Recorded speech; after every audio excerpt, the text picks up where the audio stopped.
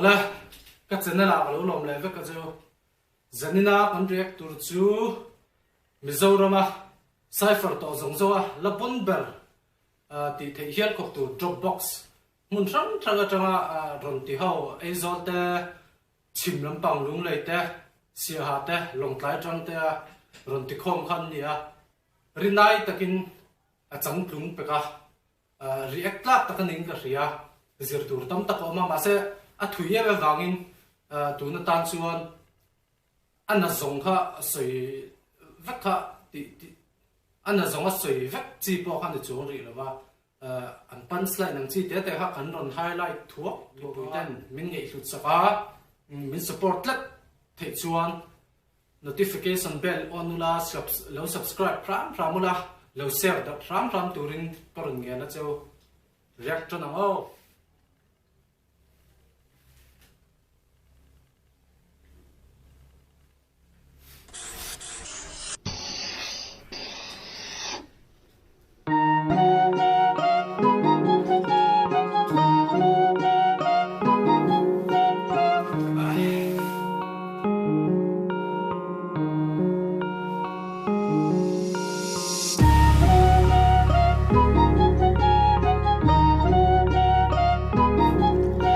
Introduction ang ilaw, min siya sa. Introduction ang ilaw, min siya sa. RD hi, mana, midang zong tui ma rep lo, ti chang klung tu ten di vea, rep lama ma huay tu ten di vea. An trong kaya ma tun tlenga aron ti pay, ala ron in, nga ti chak thay, la in la fit thay hi, at suno me respect la kaniya. Tulaya respect na chang thalo tam tak ano matlang deuh in seila aya tui te po han chang deuh bora han yal ve fe te po hi mutur nam ta chau maya chu wang chuanin ke ni aya lo tui ma sa te hi asul su tu te ani awangin kan respect tak meu hi an phu ni tuna ardi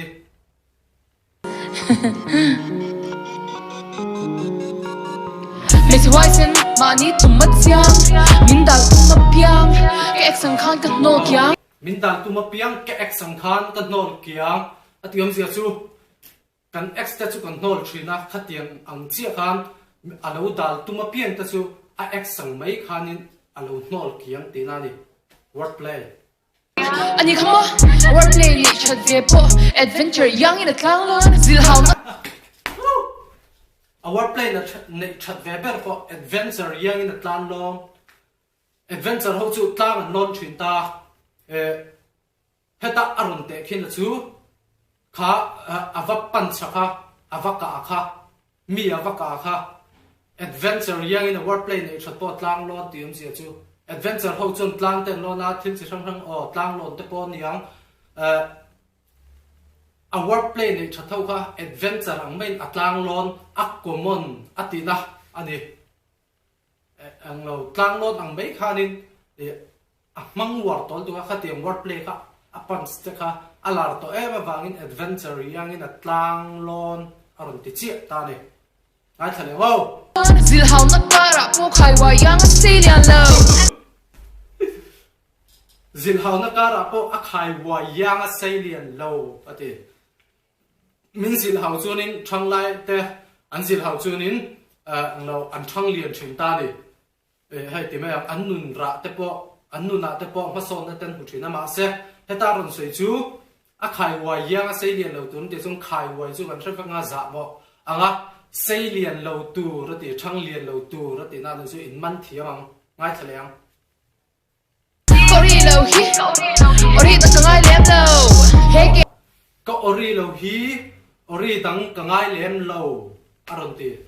ori hi pan khan chi ta a wordplay khan chi ta ni ko ori lo hi ori dang ta nei lo aron ti um sia chu kan ori kan o chuak le original aron te khin chi ta ni ko ori lo hi ori dang ta nei lo kangai lem lo atiom sia chu branded deuh te kangai lo chan chu ko o hi thato aron ti na ni mai ori kha chinia pan chu om se pakhat ai tam nei kan ti to kha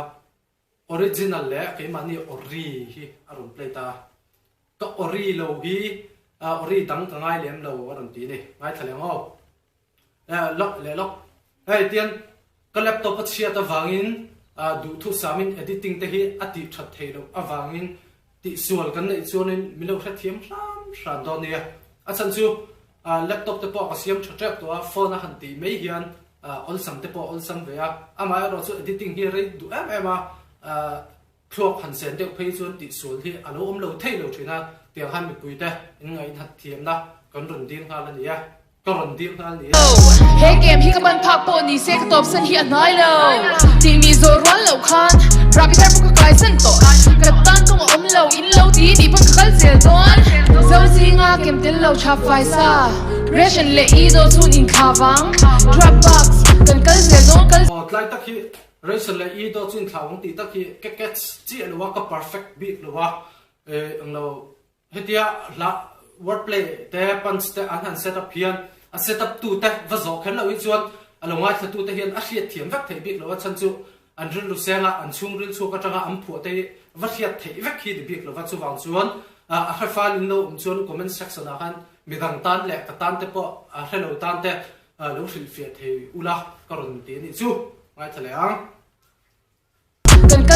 kal zel don ve hello ding hello nung hoi lo man lam panin kan kal zel don kan hak se khok a thom khom rep ki ma chuan kan dim hun sang kan tlang ne to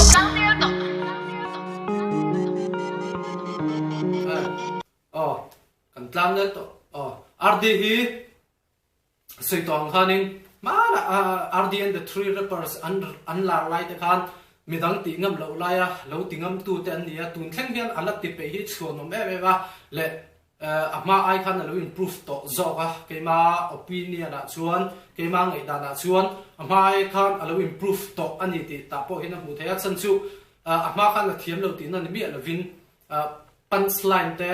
uluk takin ama old school te ho chu content ta hian a content hian nei thina a hla thu hian zirtir hi nei thina he endon tla ani ka ti na ni atui thar te pon entonila keini ngai po hian entonila ke chuan a tha ka ti ni let's get it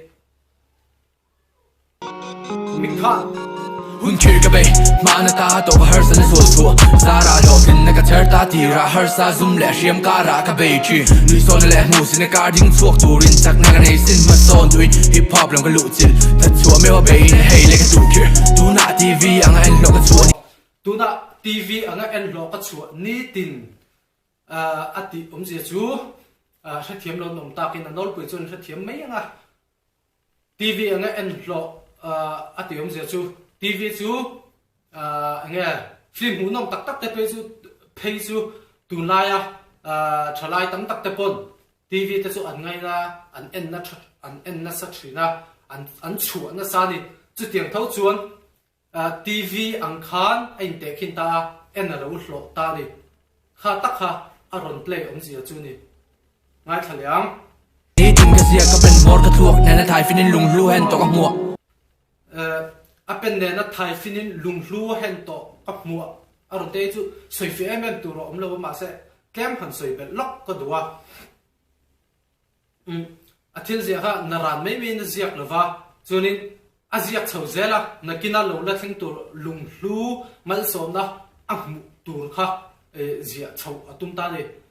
ziak manga improve atum ta le lamah chon le achieve atum ta ani ti aron soi na main ka ria in ngaidam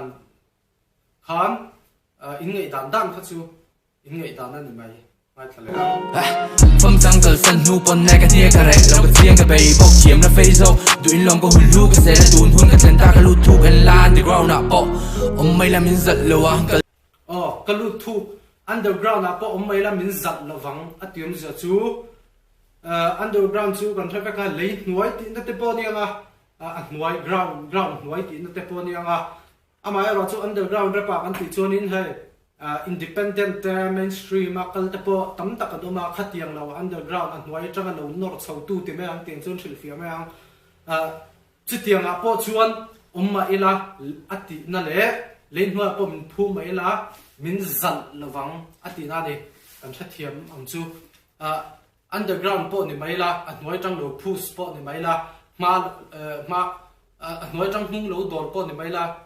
em po lâu ni là mình giật là vàng tí na này ngay Giang cái thang cái mi đủ ở thiên mà sao bây lần cái chụp ở xin cái chiêm cái thể na chiêm cái bể là chiêm cái phê à bạn chia yang hồi xuân nhị chúa này in liêm cái khay à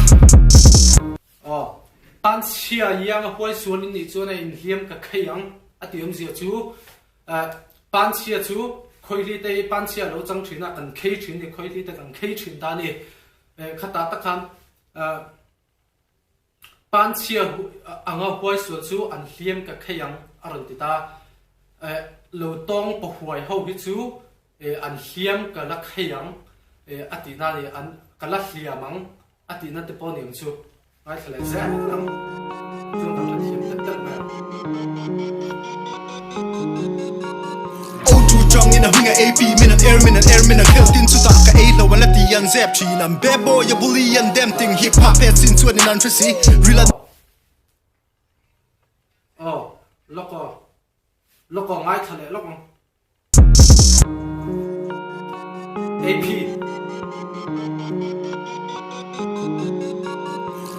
Trong in a hinga AP minute air minute held in to ta ka a lo wan la ti an zep min an an khel chu ta an a lo wan la ti atita ni he zia chu zia tak chu mi khan an vok sa hi han ngei to te la an era aron khel thin ta ngatinga vok sai era aru I khel i am ni lo ti ta se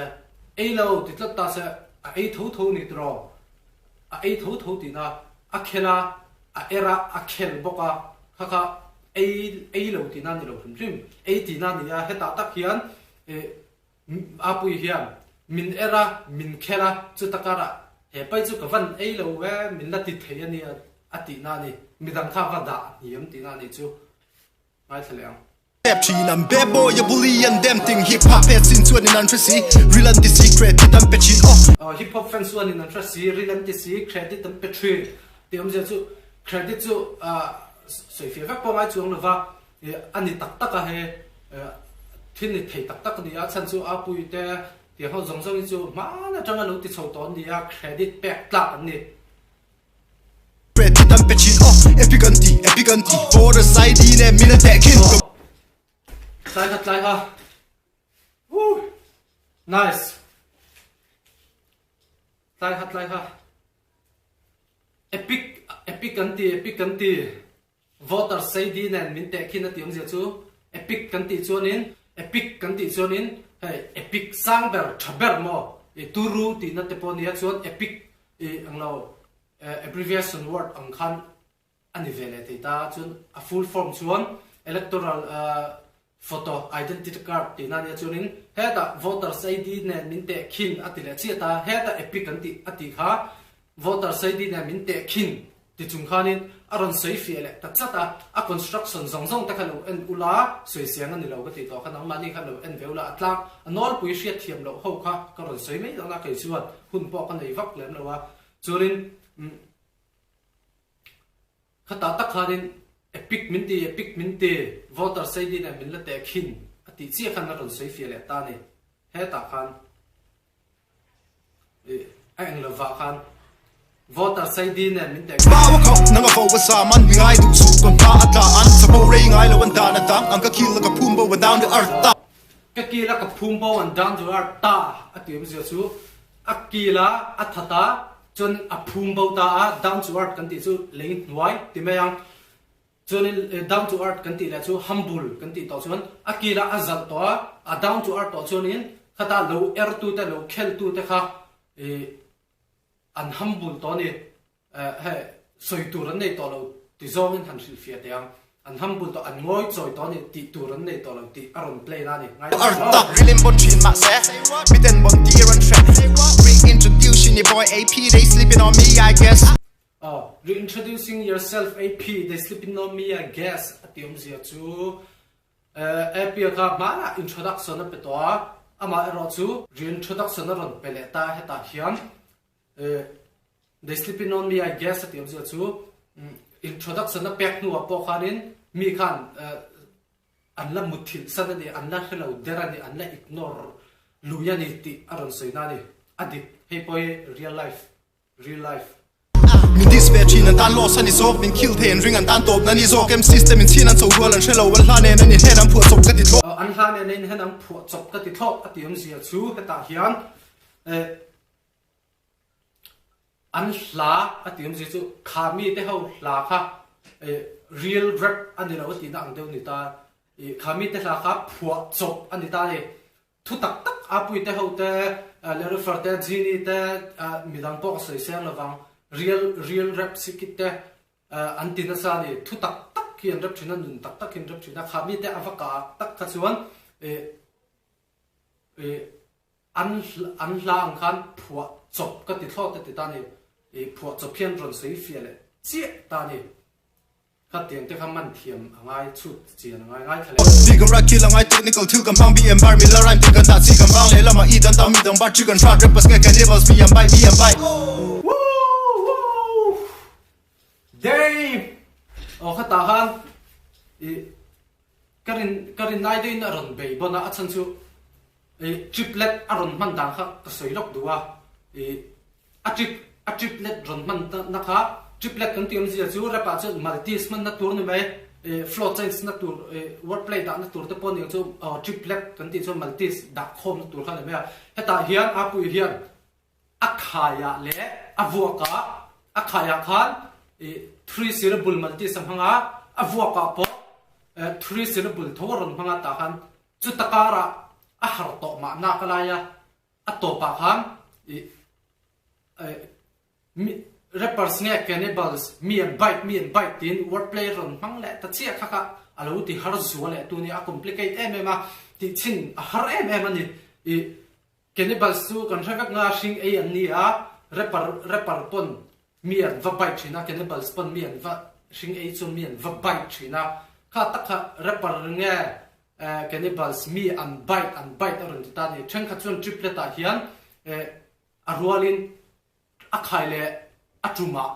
avoka le khaya 3 syllable ve chi an phang thin ta ama ro chu apuan tu na tak khan tha pati em san chu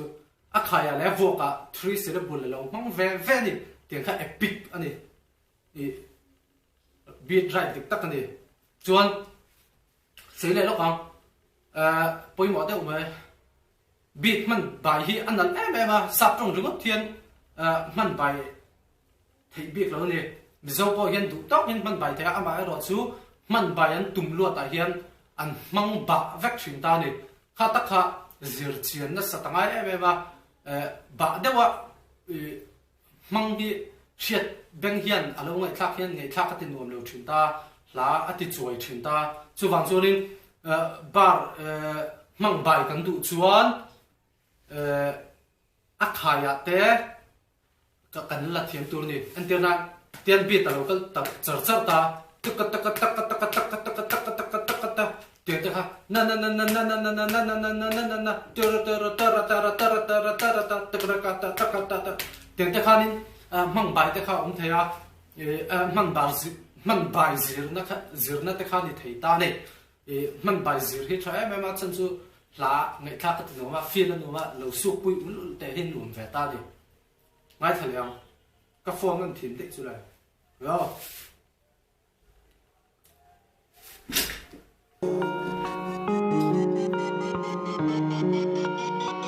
guna je kha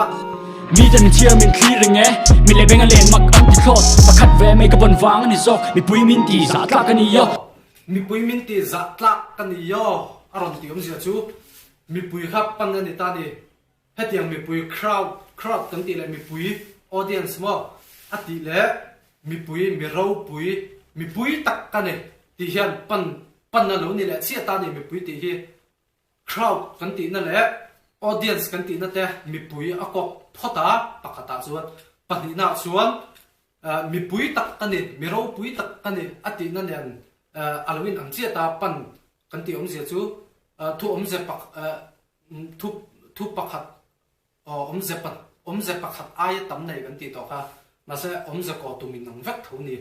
mi pui min ti za thlak min ti za thlak kan ni yo aron ti om zia chu mi pui tak ka ni mi pui po ka ni za thlak ka ni aron ti chi ta nei ngay thằng em ta tla cái này à thiam lún bọt hạ tla cái thọt bảy tla nó tan lung té cái măng sa tla cái này lâu cả tla cái này lâu cái thế này cái mal tròn cái này ya cái lung ngoi cái thế nan mùi đòn mà cái này thì yang mal ta mình tro mặc cần là tiếng Malta mình tro ati gì chú Malta chú cần phải cái ngà ha mà lại là chuyện giải thiểm được bao nhiêu mình cái thế hiện tại đây à cái sự chiêm to là wa hay Aaron play moi cái mặc cần là tiếng hay ta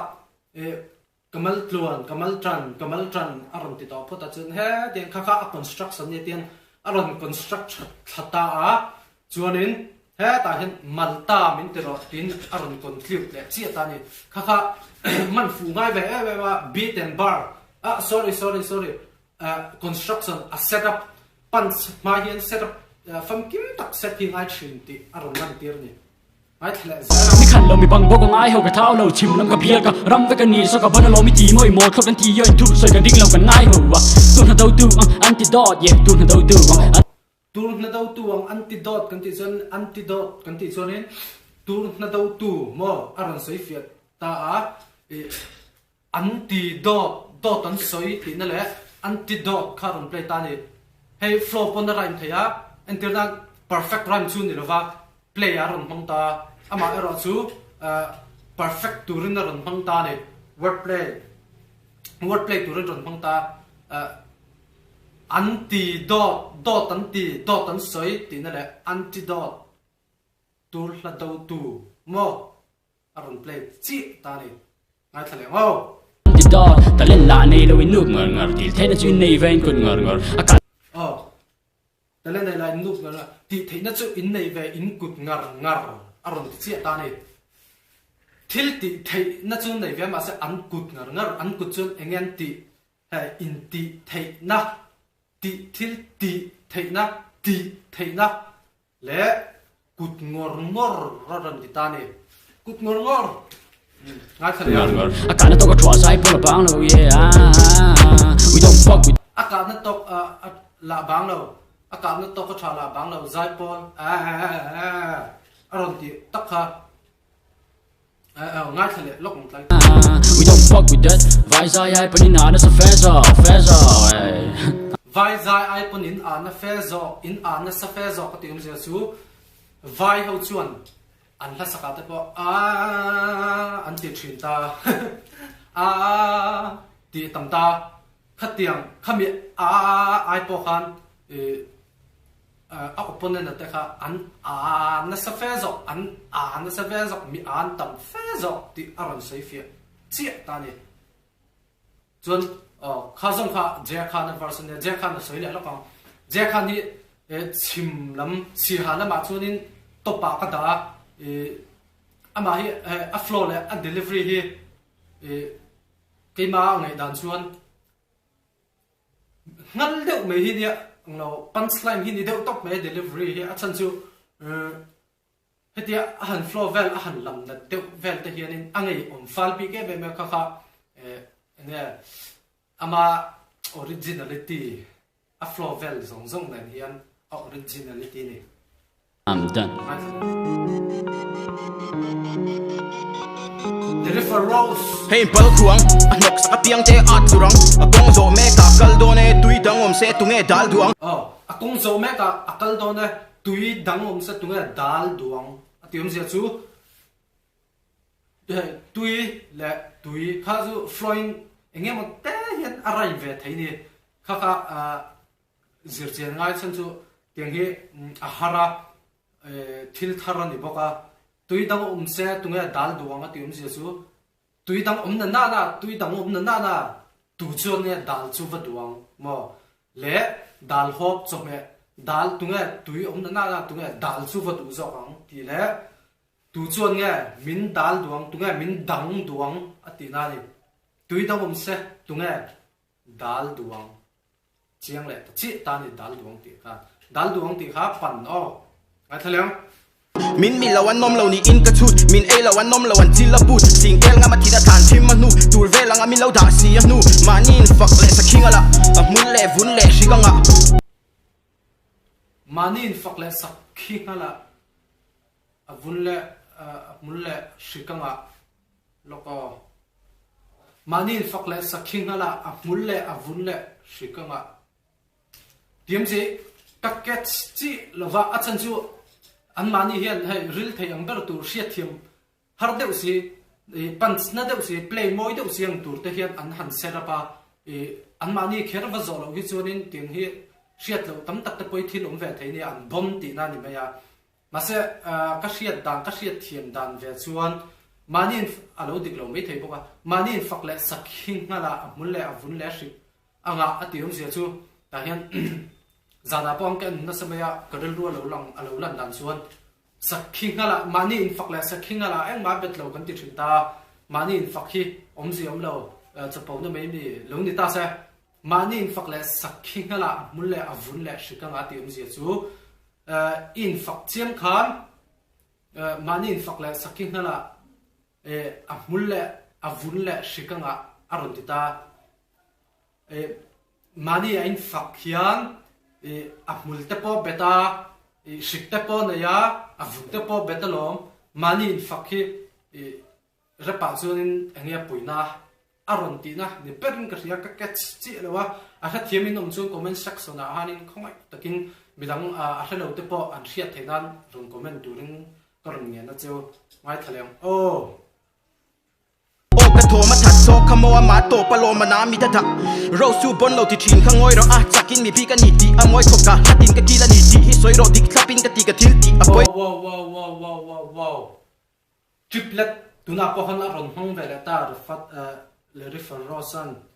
a triplet ron man dan la he ka hatin ka kila ni ti hi soi ro dik thlapin ka ti ka thil ti apoi mo aron tita triplet aron man mei baka ama sazo kha su soi lo lokang triplet aron man mei baka ka hatin ka kila ni ti hi soi ro dik thlapin ka ti ka thil ti poi mo aron tita ni poi mo tium je chu poi mo ti hi pan angin ron mang ta a thil ti zong ha a poi mo ave ka soi sel thei ani lo ta chu mei baka poi mo dang le aron soi na chu thil ti a poi mo ti aron soi le na chu a poi thei lo a poi mo lu tu a poi thei thot lo thil poi lo tak ani ti aron define na ni ngai thaleng o mo beng wangin nge mi ron ka 10k chu khi ta nanga mong pha vel hip hop hit to ma se free gift angin ka thom try free gift hip hop hit to ma se free gift angin ka thom try aron ti ta ani tak taka tunlaya milar tam takanom to mambul rap andon choka an era te polo ni ve to hip hop hit chezo to ni frank de in soi lokang hip hop hit chezo to criteria tak takin mang to lawa right man rian du top dera poisan ne music video on shoot ta khating te khania hip hop hit to ma se free gift angin ka chom thai aron tim sia chu ama kham a thon liao win karon chom tha ke ngai tlom takin karon chom tha ati na ni wow le reverse top chi le ri hi in traffic nga battle rap pay a chuanin turu lu tuk mai dia in tiang zo zai nge punch clever de wordplay clever de nga hai mind blowing de anting am mu chu thai ti he ke po ka dul ruwa hin ke zot fo thina ein zir pe ni ein cheer zau pe ni ti chenga repeat tu isatlia hi omvea in cheer zau pe lo chunin angai ngot thien rap thin ta ni he apoina em ania in zir mang lo war rap ver go thil poi takani ti setharila acha ngai salam Pastor Ka vuk quy lên til ma hian Tra zok chui val te chin ngam pha hial Kopa burst bun Ka phu chuak fo se ka du tok lo Sang bir ni na Sang tu kopa bay thi tihsual chuak tu ban ti Ka ka ni ma Chuk top san Long pum pela lo bakir Ka na pum bo sin na tir Trăng tong pong cham tiên tir Da nin pha ka ngai Rin pha ka ngai Dang dai ruk lai khat chi ka thai Nin ril ru po no piang lim mang ngai se ra ngai in ril ru po nau piang lim mang ngai se ra ngai aron ti ta now te chu now piang lim chu now sen anita chuanin ril ru seng le sen ani chu seng chu amu taron change chi ta sen angin seng le sen ang khan ron change ta now piang him ang maya bon tur chonin kan rin rupo now piang him ang maya kan se na ngai a se na ngai kan rin ru hi a se na ngai tak meu ani aron ti na ni ngai no piang him ang ngai se na ngai akal phung chi kami in zir pe tan tho tran tlai lo be la be ro zir top ni lo bi thei top zua tho le te rei pe jok na na in rin ni po top sei tan long chol ne zir to patang pon thok se heta ron sem je chu zir to patang pon thok se te rei pe na na chu in rin ni po top se an tan lo wang chol ni aron ti tan ni chol ni Sunday mo Sunday chu chol ni kan ti thin ta ama ero chu an tana azir pe na ta na ron tho le pon se azir pe na tan chuan in rin ni po top ma se an in rin ni po ka top ma se an tan lo wang chol ni ati tan chan chu in zir pe na chu anglo an chol don lo va chol ni an tang khan don lo ta di in rin ni te chol ni Sunday te Saturday in rin ni chol ni Sunday kaka week play ti top mayang week bar ti top mayang weeks bar ti top mayang tiang hi a play point ha to me thaya ma se construction hi set up dan azir hi nia thi he mizo tong hi thil om sa nia ma na tawa om to nia tu ma mu chu ani lova tu ma nan mu chu lova thil om sa nia midangina an set up ang thlap thlapa kan thua kan va apply ve ten ni lo chon bai tan ni na om lo hrim hrim ma word play lo om sa ta po zubel po ni la ka chuang la bang chat ti po ha a common to ama ro chu construction setup dang nal dewa iron ti chuanin bai ani na 1% pon om lo hrim ti hria tur le konfi takin in mang mi tur ani a chan chu tu ma ta ni lo ama ro chu a setup kha an ta nia an thuak seng an setup ania ama ro chu thi hetiang thil om sang chi hi chu nga a setup azirin du ta kinin recycle thei mo apana kha du ta kin recycle ru mi nan soi sel cheu chon an la kha tok lo ti na la mai in shil fia don ni a chan chu mizo tong word kha pakhat po an hu chok le nem rapper tu po hian mizo tong pakhat thian na hu chok lo sa ve kani ama ro zo a setup zo kha thuram kho zo kha mu chua har ve ta kami apan zia lo nei tir tur khan a setup kha poi mo ve zok ta ni kha zok kha ni ai thleng au in tana long chol ni miah dang ro ai po ang tam lar khela fang kha ka dai sur ga mang ang ma se ka tol lo ka tang kal dang ka thak to ka tang lam ngai yo le na ngai lo ba thang kam ka dang lam to ngai o le na ngai lo wang thang kam ke chem ngai o le na ngai lo wa ngai lo wang thang kam ati om zia chu thang thir thang te sa thang te ma thang kan kam chuan sawa te sazu te a ok thin ta sakhi te po ok thin ta chunin ngai o kan ti chuanin ngai o chu thil o mutoron change ta ko bi ka takha chunin angai ka o le nan angai lo wang thang kam aron ta thang kam khel lo pon angai ko o don tho mi pa ngai kha kala ni don tho ni ken ok don lo ati na ni top chi Stefan hi soi le lo kong ka du na de chu Stefan hi storytelling hi athiam me ba ka thiam pa nia si ha ate po ezola te po school te po kan kal tlang sa athiam me ba storytelling hi thiam tak me nia thon thu te hi ziak thiama article te hi a storytelling hi omzenai tap in connect mek midang pon ni thawa abikin Stefan hi ka chhon na reo chu storytelling a han ti hian omzenai tap ngai thak nom si chu thiam ve ngai tho si minor pui ngai thak thiam lu tuk ni si lo han chu ta ril de si mi tui ti far thei go pa phu thiam ve hi nia hi ang lo respect lak tak meu ani ti ka ro soi le lo tuna Marfelo, come on. Sang ka sakua som kwa pathuma ka pian kum atra ka chu din a fia lur jin kong bum bo ka thiam thu soi tur nei lo ka fia atul tu ngai bon nia an shia chu rep kal manga bi ka sika ba mi te thi kha mailing a che kho rep kal manga ba mi te shia ta chi kha atium ji kha tlai ta kha arangin tika tin ram hon ta kha ta kha zirve thani achan chu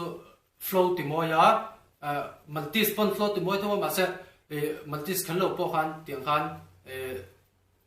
ram te po khan in ram pa turu syllable ang lak te po khan in hankal taula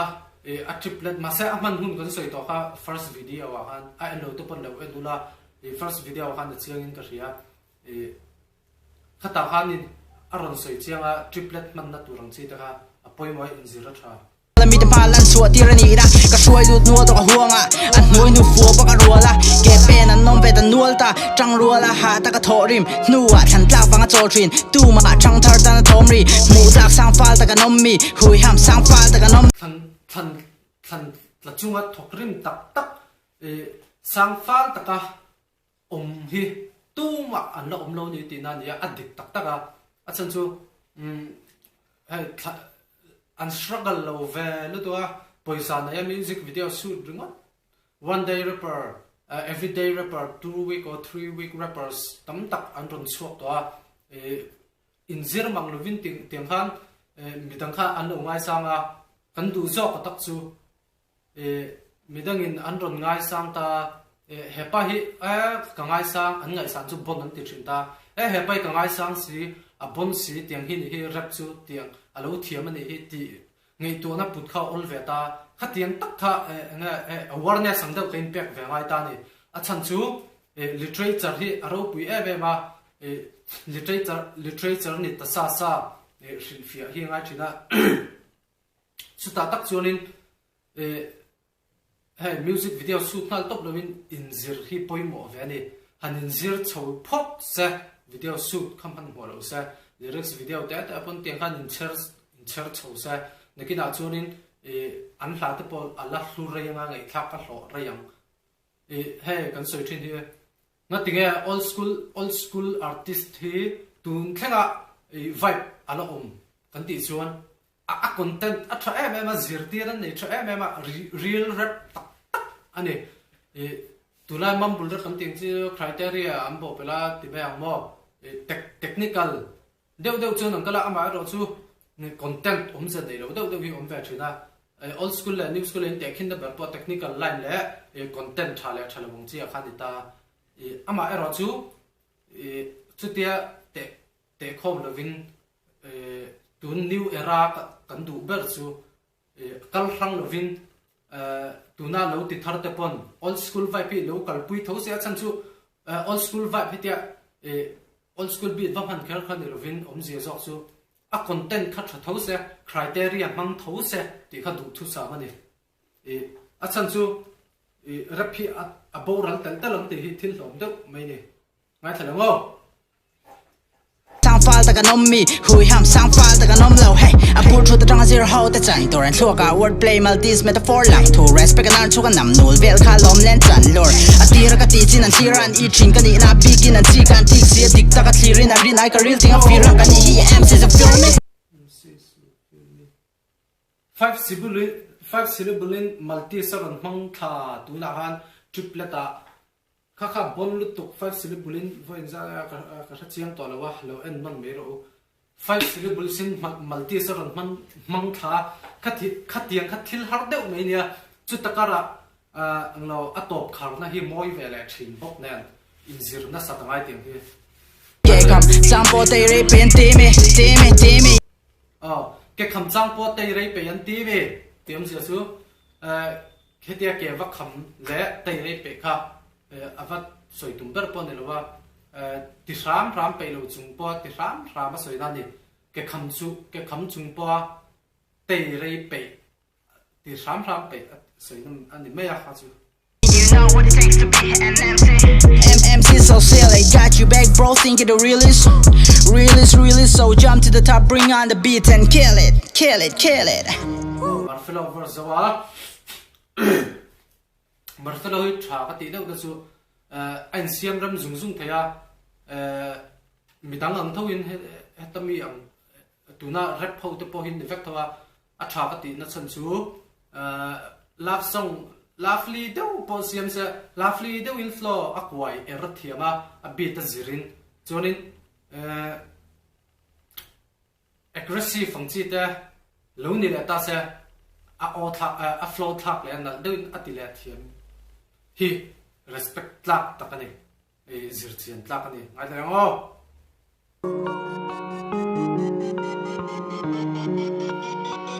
fara YouTube ka check mi zo rap ke en na asek no kan tong rock clock fans te hope ngai thak clock tak vane nan sola hala rock fada ka rong kira lo ma man phatur chin na tan ka ko ding saya ka thule la ka fa an tak sat sung ri la fan ta wow live play moi va clever tu play ta he cold drink saya ka thu le la ka fa an tak sa chung ri la fan ta mo cold drinks le fanta haron play ta ni fanta bo cold drinks saya ka thu le la ka fa an tak sa chung ri a fanta aron ti ni clever khop mai ai thala tu ka chia ma ka chong ka zero wa ya na nu la khenga lem ka say pop chi de ti va ka tu pi velo ka tu 16 rank ka play PUBG de ti vel ka tu pi velo ka tu 16 rank ka play aron ti hi in sa thiam thawang ma sa soi fi an balai thum mang play hi sa thiam lo nom takin PUBG ti vel chu ke ni ang tan chuan khel pe ve chi de lo a chan chu kan rila chu wang chuan 6 hlang ani kan play thin aron ti na ni mai he chu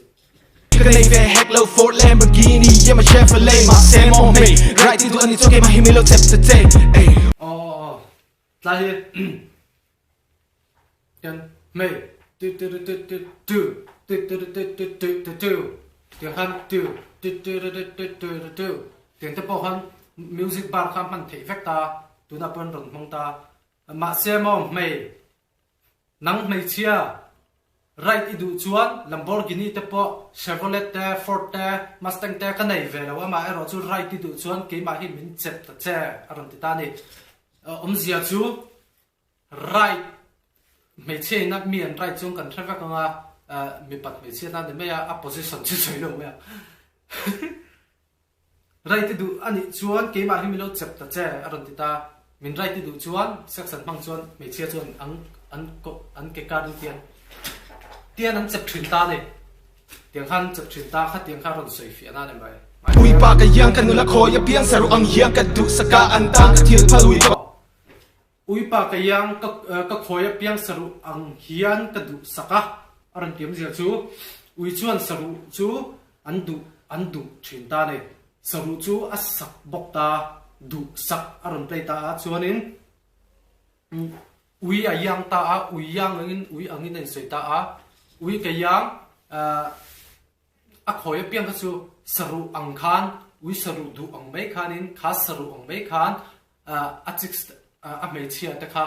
a du sak ani chu du sak ha a word play tak a pan tak chu lo ni la ta nei a construction te po ha han ngai thla chho to la ti let vek sen ani lo ka tan chon chan chu phone mang chung chuanin editing hi boy ve la vek thina hun editing chung hian hun dark card ni te de thin ni ngai thleng saka an tang ka thil phalui ka nei lo min dia su ran chu ka pa ka fel bok nei lo ma se ka nung ka hoi heran hu an fak ei ko ru mong nei lo ka la ka kun khu atan ka lu ma cha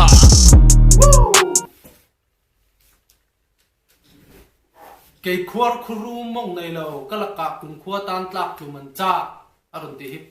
an al ka ti khwar khuru ma chuan an tlat thina an tlat lum thin ta top chin khwar khuru mong nei lo ka la ka kun khu atan tlak lu man cha aron ti em zia chu ka la ka khan khwar khuru mong nei lo wang mai in tlak lu man cha atlon tu te kha rafada kan lo tlon ta mi khan an ron tlon ta ang di se khwar khuru mong nei lo wang mai khan an tlon awangin ala ka khan tlak tlum du khan an fuan khom vel ti na ni soi le ra kong rafada hi in traffic nga the pit thum na nia the pit fat suang tuna chun ka tha to chung lawa eng group pa ta nga nom ka tha to chung lawa e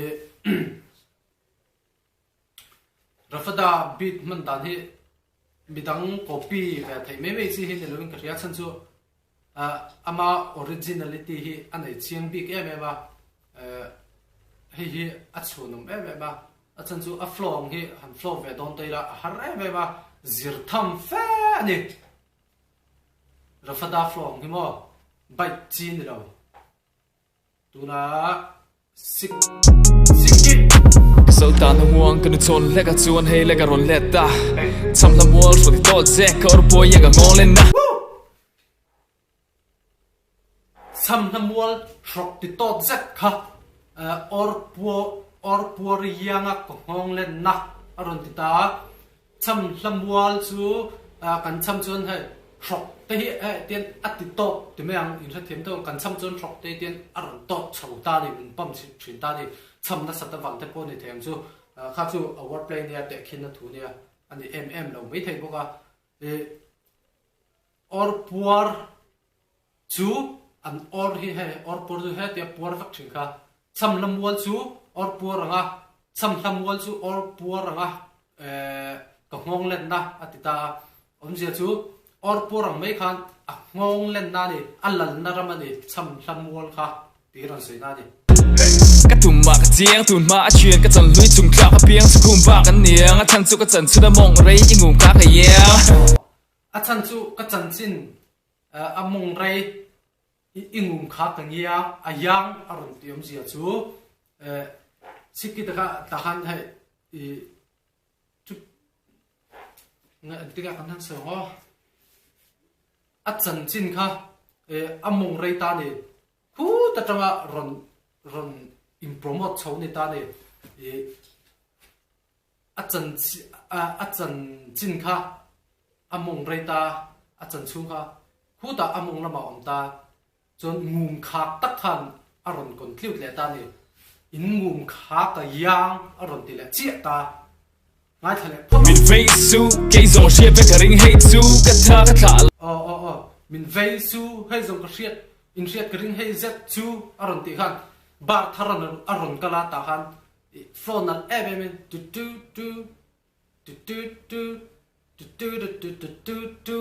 tiếng khan aron flow le ta a flow aron change data kha ngei thak ti nom tu ne ta flow ngai chara kali chu ngei thak hin in om ve thin ta a chan chu ngei antira a bit azira flow change te hi angai ve thin ta flow ngai ngor antirna nin ihla pakata khanin flow char ngai char kham hang ta la khatiang tho khan atanga mang le ta la tu nga na ngai sa pe don lo ni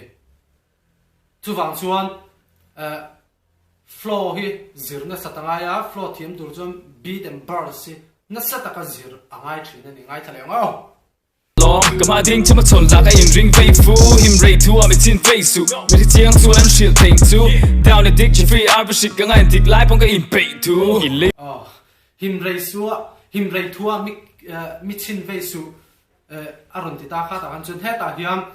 down the dick Jeffrey Arvishik anga antiklai po ka in pei thu aron ti ta down the dick Jeffrey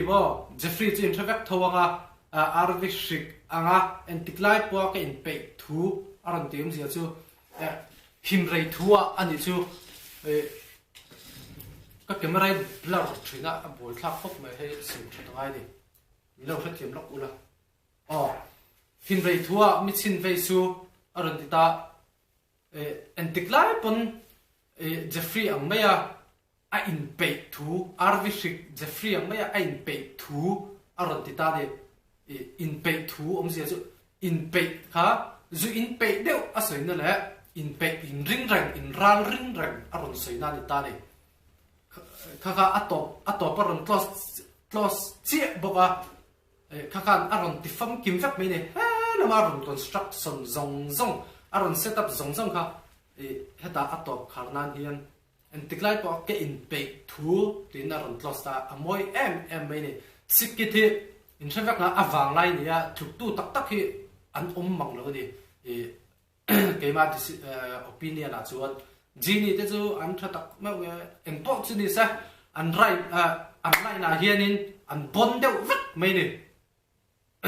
in pay tu in living roll here in neplur in tain chuang fiam ang de du kan bar nei roll here na chen chu in lak vein william te sentun a hlei a lu thiam en tu in bar nei le ko hial ka kek fu let choi pu druk te chuan ni thlung lu ka mei so yang a kek tu Denver let's say input group te chuan in thung lu kha mei in sual yang a ke tur aron ti ta ne thung lu chu lu ni me ya chuanin an thim rim na vel te kha an han ti so san khan sikita laka khan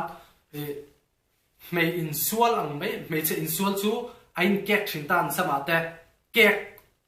mood kan change chuan ke an ti ta ne chu tak chu in thung lu kha mei in sual yang a ke tur rin ta mei che in sual ang mei che sam in ke sam in ke chunga in sual ang in lu kha in lu kha ala ke don ala ke tur aron ti na ne kha atop khardan rapi literature peng pakhatania dot te po lenga ma se in hetia dot suan ni lo dot warang hi lenga engkim azau lu tuka han soifia don suan dot kan hi hetia na onta light hian aron chunta ni literature su azau ema dot te po ahwam ema wang le du asoi thei wangin literature chu huam zawa freedom ma ma se writer te chuan license an nei vekta rep phung chu ma chuan do kan hi omta se light in ron chunta se atha zo kha literature ani tiang chuan han shil fia mei taila riat thiam lo tum chen la in man warin ka ringa ne chuan kha zong khani le pot se zanina tan chuan react lak tak rapper tak tu lan tam to react lak tak isia chuan comment section a hanin ron soi top la ron request top la acha kan lo ti chuan kan lo ngai tu anga react lak tak an ni chuan in ti ang za ning kan ri akang ti karon ngen bok ka chuanin atop nan khawngaih taka ka channel thara dia min support ta ka channel kha lo subscribe ra mula chuanin notification bell kha ka video thara piang in share ngai lovin an ti top me tiang in share chon ngai lovin lo on ke ula ka video thara piang in mu thainan chuanin kan ti changtlung zela ma nakina pe jong computer ta thathuna pe chuanin hei ai changtlung hian ti kan tumanga tuna chun mic piece te po kan na nei lowa audio te po fial na te mi lo thia mula video fial na te po mi lo thia mula tiang kan han lo pathian zara kan lo ting ve zel ni chuanin khawngaih in mi du sakna in lo lan tir nge turin karon ngen cheu ni chu next video pathian zara kan dam chu kain hula vak don ni pi man